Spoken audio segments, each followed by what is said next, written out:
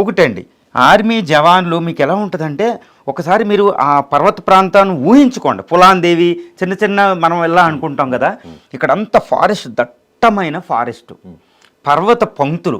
ఈ పక్కన ఉన్నవాడు పక్కోడు కనపడదు. పర్వత పంక్తుల్లో ఎలా ఉంటుంది కదా, ఆ జిగ్జాగ్ టెరిటరీ. ఆ పక్కన ఈ పక్కన ఉన్నవాడు కూడా కనపడ్డు. రెండు, ఇది ఎప్పుడు మంచు కురుస్తూ ఉంటుంది, విజిబిలిటీ ఉండదు. చూడండి, మంచు కురిచేటప్పుడు కారు ఇక్కడ నుంచి అక్కడికే మనం చూడలేం ఇలాంటి ప్లేన్ ఏరియాలో. ఇక్కడ ఏంటంటే, ఇక్కడ నుంచి ఇప్పుడు మీకు మాకు మధ్యలో ఉన్న విజిబిలిటీ కూడా కనపడనంత దట్టమైన మంచు కురుస్తూ ఉంటుంది. అది వింటర్లో అయితే, ఒక సమ్మర్ మినాయిస్తే. ఇప్పటికి ఇంకా మంచు కురుస్తూ ఉంటుంది ఇప్పుడు పహల్గాం ఈ ప్రాంతాల్లో. అందుకే కదా టూరిస్టులు వెళ్తారు. మంచు కురుస్తూ ఉంటుంది, పర్వత ప్రాంతాలు దుర్భేద్యమైంది. ఈ పక్కనున్నవాడు కనపడ్డు. దానికి తగ్గట్టు ఇదేంటంటే అటవీ ప్రాంతం, టెంపరేట్ ఫారెస్ట్ అంటారనమాట.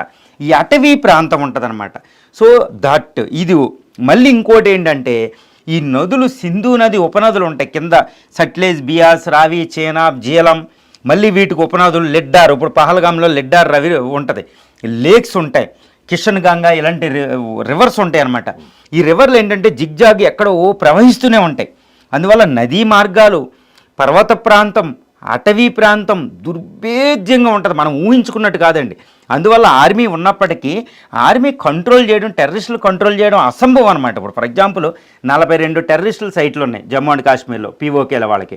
ఈ పీఓకేలు 42 టెర్రరిస్ట్ క్యాంపులు ఉన్నాయి.